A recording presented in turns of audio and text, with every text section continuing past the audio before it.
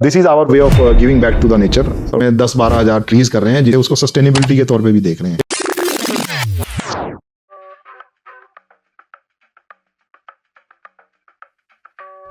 I am Sumit Arora, the founder of vibrant group. Story वहां से start होती है 1950 से। तो हमने उस टाइम पे ऑलमोस्ट 200-300 एकड़ लैंड बाइंग की थी उस टाइम। मेरे को ये काम करते ऑलमोस्ट 20 ईयर्स हो गए हैं, और इससे पहले मेरे फादर भी यही काम में थे और मेरे ग्रैंडफादर भी इसी काम में थे। तो we are into this industry from last 70-75 years. My grandfather started it in 1950। तब हमने लैंड बाइंग शुरू करी थी जब हम पाकिस्तान से इंडिया आए। तो ठीक है, तो वो लैंड हमारे पास आज भी है। वो till now we have that land.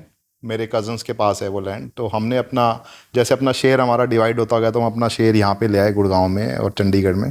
But वो पेरेंटल एंसेस्ट्रल लैंड हमारे पास आज भी है। वो लैंड्स सब हमारी एज इट इज़ ही पड़ी हैं पुरानी। तो अब हमने लास्ट फ्यू इयर्स में जो लेटेस्ट लैंड एक्विजिशंस करी हैं उस पर हम कुछ अब स्टार्ट कर दिया प्रोजेक्ट डेवलपमेंट। एक तो हमने जैसे अभी चंडीगढ़ में एक लैंड वो एक्वायर किया था, यूनिटी ग्रुप को साथ में जेवी करा उसका। तो एक हमने अभी सोहना में बाय किया था land almost 1.5 year back.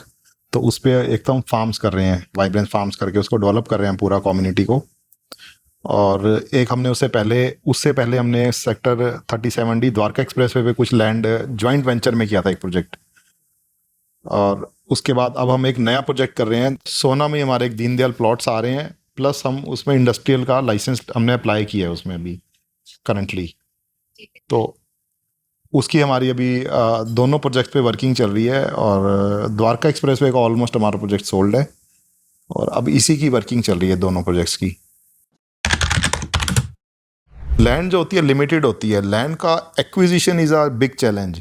Once you acquire the land then there is no look back. But apartments को आपको, अगर मार्केट अच्छा है तो आप ये सोल्ड होते हैं अपार्टमेंट्स। अदरवाइज अपार्टमेंट को सेल करना is not a easy thing. Plus land जो होती है वो आपकी हमेशा हमेशा ही नहीं रहेगी। ठीक है, तो हम क्या करते हैं, जैसे हमने कुछ फेजेस में हम सोल्ड करते हैं। आधा बेच दिया, फिर उसको रोक दिया, फिर डेवलपमेंट करी, फिर उसका price always increases with time. But with apartment there is a big challenge. Apartments ऐसा नहीं है कि इजीली नहीं होती ये चीज़ें बनानी, एग्जीक्यूट करनी। लैंड तो आपने प्लॉट्स दिए करके, ठीक है, बट अपार्टमेंट्स आपने एक बार हैंड ओवर करा उसके बाद भी बहुत इश्यूज रहते हैं, लीगैलिटीज इश्यूज बहुत ज़्यादा हैं, और बिल्डिंग की मेंटेनेंस है, ये सब चीज़ें बहुत इसमें देखनी पड़ती हैं। तो हमने करे हैं, हमने अपार्टमेंट नहीं करे बट हमने स्टैंड अलोन बिल्डिंग्स काफ़ी बनाई हैं। लेकिन उसमें जो एग्जीक्यूशन चैलेंज रहता है हमेशा ही, लोग शिफ्ट होने के बाद भी इसमें ये प्रॉब्लम है, उसमें वो प्रॉब्लम है, तो बिल्डिंगों में प्रॉब्लम रहती है। बट यस, अगर आप अपार्टमेंट अगर अच्छे कर रहे हो, मतलब आप कॉस्टली अपार्टमेंट या ब्रांडेड कर रहे हो या हाई उसमें जा रहे हो आप, देन इट मेक सेंस। जो नॉर्मल अपार्टमेंट होते हैं उसमें करके कोई ज़्यादा बेनिफिट नहीं है, क्योंकि लैंड में लीगैलिटीज इश्यूज बहुत ज़्यादा हैं। लैंड को एक एक्वायर करना, फिर उसकी लीगैलिटीज इश्यूज को ख़त्म करने के लिए, एक लैंड को प्रोजेक्ट रेडी करने के लिए टेक लॉट ऑफ टाइम। इतना इजी नहीं है कि हमने एक लैंड ली और उसको हमने सीधा सीधा कहा कि हम इस पे प्रोजेक्ट लॉन्च कर रहे हैं। इट्स नॉट लाइक दैट, ऐसे नहीं होता ये काम। इसमें बहुत टाइम लगता है इस काम को, एक प्रोजेक्ट को रेडी करने के लिए। लैंड ले ली, ऐसा नहीं है कि उसको आप स्ट्रेट अवे आपको जी मैं इस पे प्रोजेक्ट कर रहा हूँ, क्योंकि उस लैंड के लीगैलिटी इश्यूज बहुत ज़्यादा हैं, उसको ख़त्म करना पड़ता है पहले। मैं डायरेक्टली इसलिए रीच नहीं करता क्योंकि उसके पीछे कुछ सर्टेन लीगैलिटीज होती हैं जो मैं एक एक बंदे को मैं नहीं समझा सकता। एक एक बंदे को, अगर हमने मान लो 100 प्लॉट बेचने हैं, अब मैं वो 100 एंड यूजर्स को टेक्निकलिटी मैं नहीं समझा सकता। मैंने आपको 20 प्लॉट दिए, ठीक है, और आप मेरे से समझ रहे हो सारी बात। आप मेरे एक तो ट्रस्टेड वो हो गए ब्रोकर, ठीक है। आपको मैं बैठ के 4 लोगों को तो मैं ऑन टेबल समझा दूंगा कि ये चीज़ें हैं इस तरह से, ये टेक्निकलिटीज इश्यूज हैं इसमें। बट एक एक बंदे को बैठ के समझाना मेरे एंड पे इट्स वेरी टायरिंग थिंग। तो मैं इसीलिए उसमें पढ़ता ही नहीं। सिंगल एंड यूज़र अप्रोच है ही नहीं हमारी, एंड उसमें बहुत समझाना पड़ता है लोगों को प्रोजेक्ट का। तो प्रोजेक्ट की टेक्निकलिटी इश्यूज और जो काम कर रहे हैं मार्केट के ब्रोकर्स, वो बड़ी इजीली समझ भी जाते हैं। देखो, लैंड 2 तरीके से ली जाती है।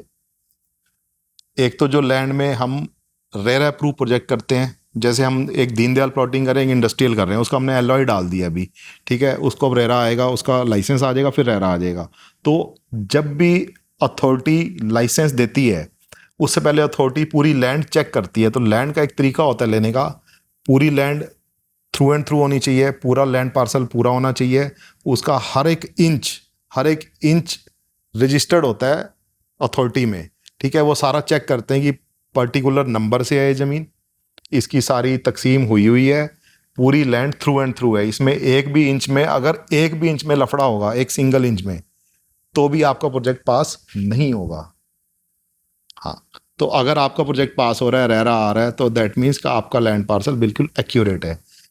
अगर आप फार्म लैंड बाय करते हो तो उसमें भी हम क्या करते हैं, उसको हम तकसीम शुदा करके पर्टिकुलर नंबर से, जैसे हमने फार्म लैंड में क्या किया, जो हमारा रास्ता है पूरा, उसको हमने डोनेट कर दिया है ग्राम पंचायत में।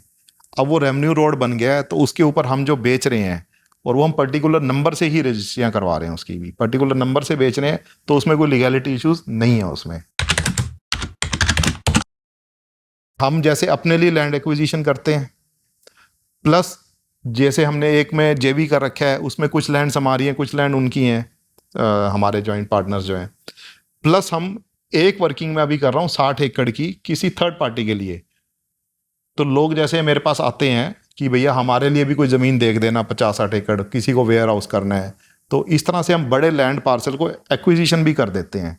अपने लिए तो लेते ही लेते हैं, लेकिन कोई खास है, कोई क्लोज बंदा है, या कोई बड़ी पार्टी है, या कोई बड़ा डेवलपर है, या कोई HNI है जिसको कि मेरे को कुछ उसमें एस्टेब्लिश करना है, हम उसके लिए भी वर्किंग कर देते हैं, क्योंकि हमारी ग्राउंड वर्किंग बहुत स्ट्रांग है, हमारे पास टीम है ग्राउंड वर्किंग की पूरी। लैंड एक्विजिशन के लिए पूरी टीम चाहिए होती है जिस एरिया में आप काम कर रहे हो। तो अभी हम एक और भी प्रोजेक्ट की हम टीम लगाई हुई है हमने। एक तो हम 60 एकड़ किसी के लिए कर रहे हैं, प्लस हम अपने लिए भी एक नई लैंड पार्सल की वर्किंग कर रहे हैं इस टाइम पे।